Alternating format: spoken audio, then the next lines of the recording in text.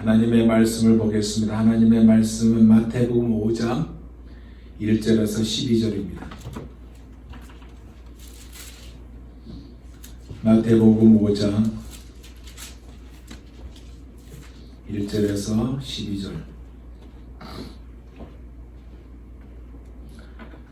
우리가 잘 아는 말씀이에요. 마태복음 5장 1절에서 12절. 우리 한 목소리로 같이 읽습니다. 시작. 예수께서 무리를 보시고 산에 올라가 앉으시니 제자들이 나아온지라. 입을 열어 가르쳐 이르시되 심령이 가난한 자는 복이 있나니 천국이 그들의 것이며 애통한 자는 복이 있나니 그들이 위로를 받을 것이며 온유한 자는 복이 있나니 그들이 땅을 기업으로 받을 것이며 의에 줄이고 목마른 자는 복이 있나니 그들이 배부를 것이며 긍휼히 여기는 자는 복이 있나니 그들이 긍휼을 여김을 받을 것이며 마음이 청결한 자는 복이 있나니 그들이 하나님을 볼 것이며 화평하게 하는 자는 복이 있나니 그들이 하나님의 아들이라 일컬음을 받을 것이며 의를 위하여 박해를 받는 자는 복이 있나니 천국이 그들의 것이니라. 나로 말미암아 너희를 욕하고 박해하고 거짓으로 너희를 거스리고 모든 악한 말을 할 때에는 너희에게 복이 있나니 기뻐하고 즐거워하라. 하늘에서 너희의 상이 큼이라. 너희 전에 있던 선지자들도 이같이 박해하였느니라. 아멘. 오늘 함께 나눌 말씀의 제목은 복 있는 사람입니다. 복 있는 사람. 여러분, 우리는 마음을 소유한 자입니다. 마음이 과연 무엇일까요?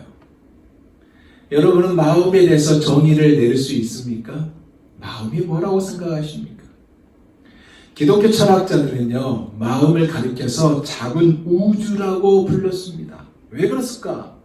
그 이유가요, 마음이 너무나 오묘하고 신비로우며 이 마음을 파악할 수 없기 때문에 그렇게 정의했습니다.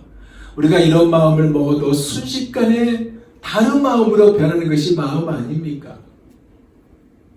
근데 이 마음에는 지성과 의지와 감정이 포함되고 있는데 예수님은요, 오늘 말씀에 마음이 청결한 자가 복이 있다고 말씀하고 있습니다. 마음이 청결한 자. 그러면 이 마음이 청결하다는 이 의미는 무엇을 말하는 것일까요? 이것은요, 위선이 없고요, 온전한 것을 말하고 있고요, 이것은 아무것도 숨김없이 열려있는 것을 말하고 있고요, 이것은 신실하고 진실한 것을 말하고 있고요. 이런 의미가 청결하다라는 의미예요. 그런데 놀라운 사실은 이러한 것을 소유하려면 하나님께 가까이 갈 때 이루어져요. 그 이유가 하나님을 가까이 하면 먼저 손을 깨끗이 하고, 우리가 손을 씻는 것이 아니라 죄를 회개하게 된다는 거예요. 손을 깨끗하게 되고 마음도 성결하게 되기 때문에 그렇습니다. 중요한 것은 하나님을 본다는 거예요.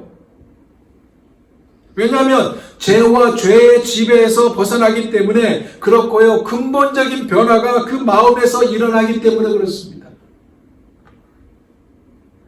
오늘 본문은 우리가 잘 아는 유명한 말씀이에요. 팔복에 해당된 말씀입니다. 수없이 들었던 말씀이에요. 오늘 본문 다시 한번 강조합니다. 이러한 자가 복이 있다고 말하고 있습니다. 그래서 오늘 우리가 이것을 나누기 위해서 잠시 주님의 말씀하셨던 그 동산으로 우리 함께 같이 올라가 보자는 거예요. 그리고 그때의 심정으로 주님의 말씀했던 그 분위기로 한번 우리가 같이 느껴보기를 원합니다. 주님께서 이렇게 팔복의 말씀을 전했는데 이 말씀에는 어떤 말씀입니까? 첫째로 예수님의 마음이 담긴 말씀이에요. 사도 바울도요, 빌립보서 2장 5절에 너희 마음에 이 마음을 품으라 곧 그리스도 예수의 마음이라고 예수의 마음에 대해서 강조했습니다. 즉 그리스도의 마음을 품어야 한다고 사도 바울도 강조했다는 거예요. 품는다는 것은 무엇을 의미합니까? 한마디로 본받는다는 것을 의미하고 있습니다. 이것이 곧 청결한 마음인데, 그러면 청결한 마음은 세상과 결별하고 우리가 보따리 싸고 깊은 산속으로 들어간 것이 청결한 마음일까요? 그것이 아니에요. 보따리 싸고 산속에 깊이 혼자 산다고 해서 청결한 마음이 된다는 것이 아니라는 얘기입니다. 오직 하나님께 나아가야만 청결한 마음이 돼요. 즉 하나님의 도우시는 은혜를 힘입어야만 가능하게 되는 것입니다. 이유는 하나님만이 우리의 마음을 청결하게 하실 수 있기 때문에 그렇습니다. 그래서 이 마음을 청결해지려면 어떻게 해야 되는지 예수님이 말씀하고 있어요. 그것이 바로 심령이 가난한 데서 시작된다고 말씀하고 있습니다. 그리고 하나님의 말씀과 하나님의 보여는 능력만이 청결하게 된다고 말씀하고 있습니다. 또 다른 하나는요, 성령 우리가 추구할 때 성령으로 말미암아 청결하게 된다고 말씀하고 있습니다. 그 이유가 뭐냐? 성령이 우리를 근본적으로 새롭게 하며 거듭나게 하기 때문에 그렇습니다. 그리고 마지막으로는 우리가 주님을 바라볼 때 청결하게 된다는 것이에요. 주님을 바라보고 의지하는 이 말은요, 결국 주님이 주는 그 보혈, 주의 보혈이 주는 그 능력을 힘입는 것입니다. 주님을 인격적으로 만나게 되고요, 하나님의 임재를 느끼게 되며 하나님의 마음도 전달받게 되는 것입니다. 여기에 중요한 사실은 우리가 예수 그리스도를 나의 구주로 영접하고 청결한 마음을 받아 새로운 피조물이 되었다는 이 사실이 전제되어 있어요. 그래서 고린도후서 5장 17절에 누구든지 그리스도 안에 있으면 새로운 피조물이라 이전 것은 지나갔으니 보라 새 것이 되었도다 라고 선포하고 있는 것입니다. 이것은 뭐예요? 새 옷을요, 한 조각을 찢어가지고 낡은 옷에다 붙이는 것이 아니라는 얘기입니다. 새 옷감을 낡은 옷에다 붙일 이유가 없잖아요. 즉 죄인이 의인이 되었다는 것이고 마귀의 종이 하나님의 자녀가 되었고 육신을 위해 살던 사람이 하나님의 나라를 위해서 살게 되었던 것입니다. 그래서 청결한 마음을 가지게 되었고, 그런 자는 하나님이 기뻐하시고 거룩하고 청결한 삶을 살아야 하는 것이 몫이라고 여기면서 그렇게 살아가는 것입니다. 이러한 말씀이 오늘 본문의 바탕에 깔려 있어요. 여러분, 오늘 본문의 배경은 이렇습니다. 예수님이요 갈릴리에서 복음을 전하기 시작하였어요. 그러자 이스라엘 방방곳곳에서 사람들이 구름대같이 몰려들었습니다. 갈릴리에서 모였고요, 데가볼리에서 왔고요, 예루살렘에서 왔고요, 유다 지방에서 왔고요, 심지어 요단강을 건너 이방 사람들이 많이 사는 지역에서까지 예수님을 만나려고 몰려들었습니다. 모인 그들이 대부분 누구냐? 건강한 사람들도 있겠지만 병든 사람들이 많았고 귀신 들린 사람들이 있었고 세상으로 봤을 때 버림당한 사람들이 대부분이었고 외로운 사람들이 대부분이었고 가난한 사람들, 죄인들이 몰려들었습니다. 어떻게 보면요, 이들은 실패자들이에요. 소망이 없는 자들처럼 보입니다. 그런데 예수님의 말씀을 들으려고, 예수님을 만나려고 모여들었습니다. 이런 무리들을 이끌고요, 예수님이 갈릴리 바다가 시원하게 보이는, 그렇게 내다 보이는 산등성 위로 올라가셨어요. 그리고 그 자리에 앉아서 입을 열기 시작했습니다. 그 천문이 심령이 가난한 자는 복이 있나니 천국이 저희 것이며 애통한 자는 복이 있나니 저희가 위로를 받을 것이며 온유한 자는 복이 있나니 저희가 땅을 기업으로 받을 것이며 하면서 주님의 말씀을 선포하셨어요. 차원 높은 진리의 말씀이었습니다. 일반 무리들이 들어도 이게 무슨 말인지 알기 어려운 내용의 말씀을 전하셨어요. 그것도 산에 올라가 앉으셔서 말씀을 선포하셨던 겁니다. 여러분, 여기 앉아서 선포했다는 이 의미에는 아주 중요한 의미가 담겨져 있어요. 왜냐하면 이 앉아서 말씀을 전파했다는 이것은요, 선생으로서의 권위가 담겨 있는 겁니다. 유대 나라의 랍비들은요, 서서 가르치지 않았습니다. 우리들이 대학을 다녀서 알겠지만, 학교 다녀서 알겠지만, 선생은 서 있고 학생들은 책상에 앉아서 공부하지 않습니까? 선생은 앉아서 하지 않습니다. 서서 칠판에다 써가면서 합니다. 그러나 앉아서 했다는 것은 뭐예요? 가르치는 선생의 권위가 담겨 있다는 의미예요. 권위가 앉아있는 행동이라는 얘기입니다. 주님은 앉아서 하나님의 아들로서의 권위를 가지고 가르치기 시작했고, 그 가르침에 얼마나 권세가 있었는지 모든 사람이, 듣는 사람 모두가 놀랐다고 이야기하십니다. 그 반응을요, 오늘 읽지 않았지만 7장에 하면 7장 28절에 이렇게 말하고 있어요. 들어보세요. 예수께서 이 말씀을 마치심에 무리들이 이 가르침에 놀래매. 무리들이요, 그 가르치심에 놀랬다 이거예요. 그 가르치신 것이 권세 있는 자와 같다고 그랬어요. 서기관들과 같이 아니했다라고 이야기하고 있습니다. 무슨 얘기냐? 직업적으로 가르치는 사람들과 달랐다는 얘기입니다. 그러면 어떻게 달랐기에 이런 말이 나오는 것일까요? 말 한마디 한마디가 그들의 심금을 울렸다는 것이고요. 하늘에서 떨어지는 하나님 자신의 음성으로 사람들의 귀에 들렸다는 것입니다. 하나님의 아들이시고 천한 만물을 창조하신 만유의 주가 말씀하시기에 다른 거예요. 사랑하는 여러분, 예수님이요 오늘 이 자리에 계십니다. 그리고 말씀으로 우리를 가르치고 계시고요. 갈릴리 바다가 보이는 언덕에서 가르치시던 그 말씀을 오늘 우리에게도 지금 들려주고 계신다는 이 사실을 여러분 믿으시기 바랍니다. 두 번째로 어떤 것이 있냐? 산에서 가르치는 그 말씀에 핵심이 있다는 것입니다. 그 핵심이 뭐냐? 그것은 자신의 성품을 말하고 있고요. 동시에 당신을 따르는 우리들, 즉 제자들, 그들의 성품도 이야기하고 있다는 것입니다. 여기서 말하고 있는 성품은요, 태어날 때 선천적으로 가지고 있는 그 본성의 성품을 말하고 있는 것이 아니에요. 그러니까 무슨 말이냐? 심령이 가난한다. 이 심령이 가난한 것은 본성과 관계가 없다는 얘기입니다. 천성적으로 겸손한 자 있어요. 천성적으로 눈물이 많은 사람이 있습니다. 조그만 일에 감동이 돼가 눈물이 글썽한 사람도 있어요. 천성적으로 성격이 부드러운 사람이 있습니다. 천성적으로 의분이 강한 사람도 있습니다. 그런 사람도 있겠지만 예수를 믿는 사람은 이러한 성품을 갖게 될 것이라는 이야기가 바로 이거예요.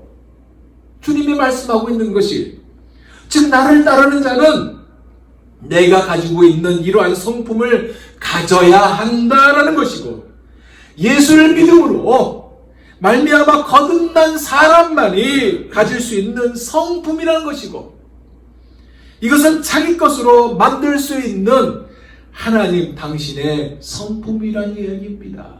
이런 의미가 담겨져 있어요. 그래서 이러한 성품을 내 것으로 받는 자가 복이 있는 사람이라고 말하고 있는 거예요. 이것은 바꿔 말하면 이겁니다. 내가 이렇게 행복하다. 내가 이렇게 행복하니까 너희도 행복해야 된다라는 것이 담겨져 있고요. 주님의 따뜻한 마음이 아닙니까? 이런 것이 담겨져 있고요. 복이 있나니라는 감탄사를 사용해서 우리가 이렇게 되기를 소망하는 주님의 마음이 담겨져 있다는 거예요. 근데 놀라운 사실은 우리가 읽고 있는 이 성경의 오리지널 원문에는 이런 말이 있습니다. 심령이 가난한 자들의 행복이요. 이게 원문이에요. 심령이 가난한 자는 복이 있나니 그러지만은 원문에는 심령이 가난한 자들의 행복이요. 이렇게 되어 있어요. 온유한 자의 행복이요. 의를 위하여 핍박을 받는 자의 행복이요. 바꿔 말하면 뭐냐? 심령이 가난하면 얼마나 행복한지 너는 아니? 그 얘기예요. 화평케 하는 생활을 하면 너는 얼마나 행복한지 너는 알겠니? 그 행복은 말로 표현할 수 없단다. 사랑하는 내 친구야, 나의 제자야, 아무개야, 이러한 것이 담겨져 있는 것입니다. 근데 여러분, 여기 복이 있나니 이라는 이 말은요, 헬라어로 마카리오스예요. 마카리오스. 이 단어는 일반적인 복을 의미한 것이 아닙니다. 하나님의 행복을 가리킬 때 사용한 단어예요. 그러니까 하나님의 행복을 말하고 있는데, 이 하나님의 행복은 의에 줄이고 목마른 자가 복이 있나니라고 할 때 해당되는 단어이고, 의에 줄이고 목마른 자의 행복은 하나님이신 예수님 자신의 행복을 가리키는 것이다 라는 단어를 말하고 있는 것입니다. 그래서 내가 누리는 행복을 너희도 항상 체험하면서 살기를 바란다라는 것이 담겨져 있고요. 너희도 나처럼 심령이 가난하면 행복할 수가 있다, 행복하게 될 수가 있다라고 하신 것이고, 너희도 의에 줄이고 목마르면 나처럼 행복할 수 있다라고 하신 말씀입니다. 그런데 여러분 생각해 보세요. 예수님만큼 가난한 분 계셨나요? 예수님만큼 사람들에게 핍박받은 사람이 있었나요? 그러나 그와 같은 고난 속에서도 잃어버리지 아니한 것이 바로 심령의 행복이었고, 우리가 이 행복을 소유할 수 있다면 세상에서 가장 복된 자가 될 것이라는 것이 바로 오늘 본문에서 말하고 있는 주님의 말씀인 것입니다. 근데 어떻습니까? 여러분, 우리가 이 행복을 잘 간직했습니까? 우리는 이 행복을 잃어버리지 않았나요? 잃어버린 그 원인이 뭐예요? 죄 아닙니까? 죄가 우리의 눈을 가려버렸고, 죄가 우리를 속였으며, 죄가 행복을 주는 것 같았지만 일시적이 되어버렸다는 사실입니다.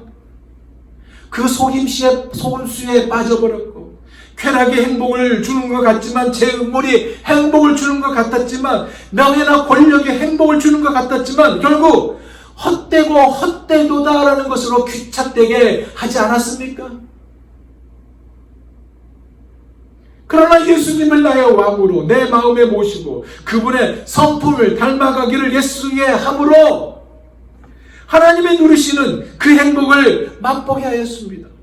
왜냐하면 예수님이야말로 행복의 원천이 되기 때문에, 그 행복의 원천 대신 예수님이 우리를 위해 십자가에 달려 죽으심으로 우리 안에 거하셨고요.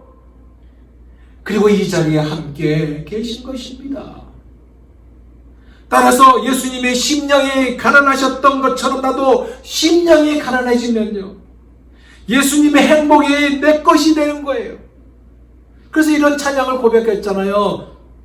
나 무엇과도 주님을 바꾸지 않으리, 다른 어떤 은혜 구하지 않으리, 주 예수보다도 귀한 것은 없네, 이 세상 행복과 바꿀 수 없네. 우리가요, 이 은혜를 놓치지 않기를 원합니다. 마지막은요, 뭐냐? 예수님처럼이에요. 그 왜 예수님처럼일까요?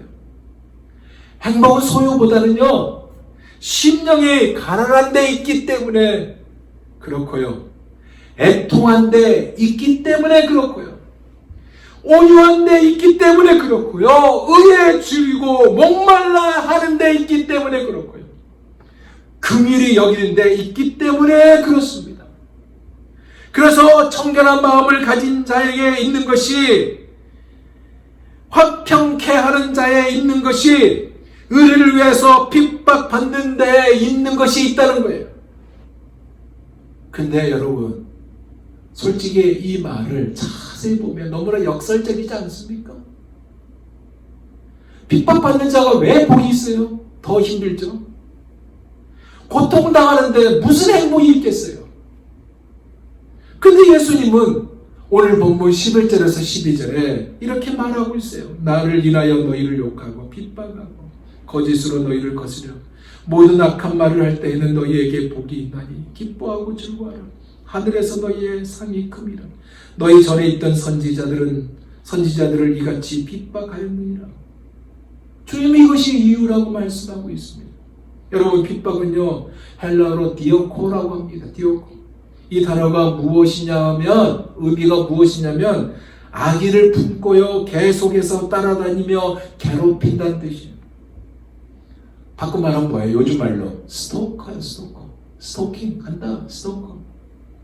사탄이 우리를 멸망시키려고 계속 따라다니며 괴롭히는 스토커고요. 믿는 자들을 추격하며 괴롭히는 스토커예요. 그런데 이 핍박은 그냥 핍박이 아니라 의를 위한 핍박이라고 했습니다.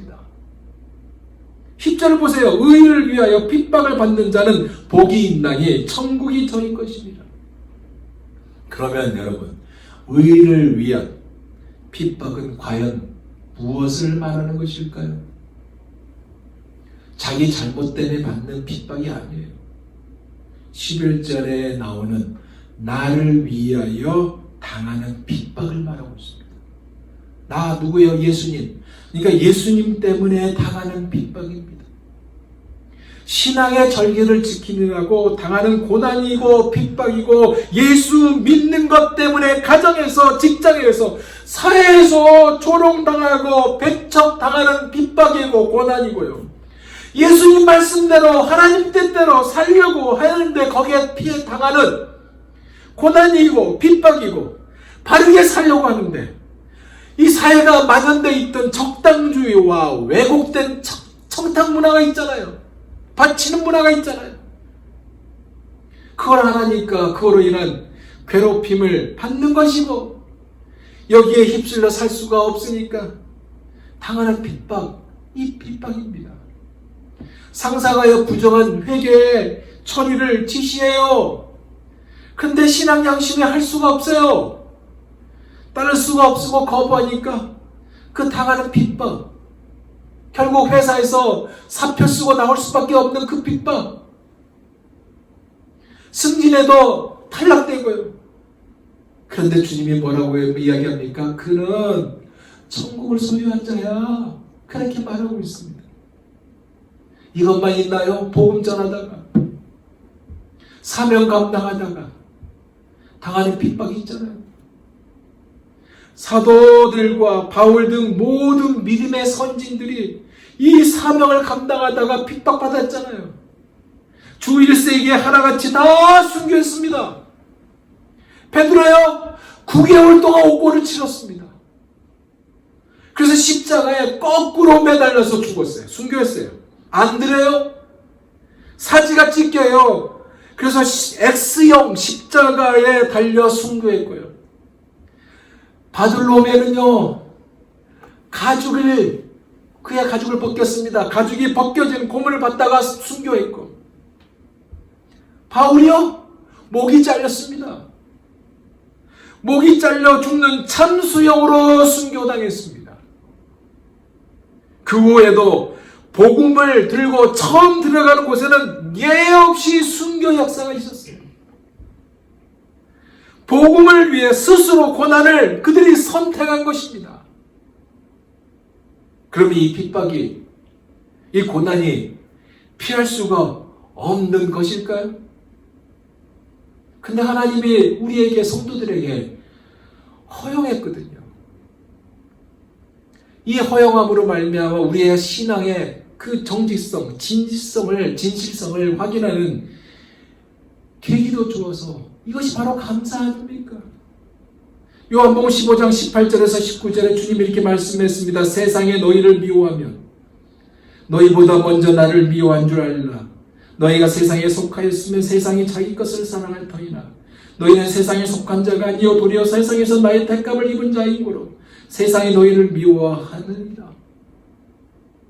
왜요? 우리가 세상에 소속된 자가 아니고 예수의 소속이기 때문에 이렇게 생긴 것입니다. 이제 말씀을 마무리하고자 합니다. 여기에 약속된 축복이 있다고 그랬습니다. 11절에서 12절 우리가 다시 한번 봅시다. 11절에 12절.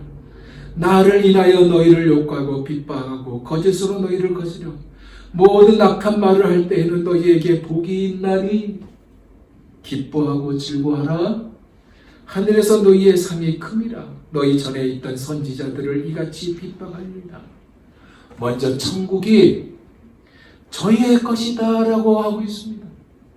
그리고 하늘의 큰 상이 기다리고 있다고 하고 있습니다.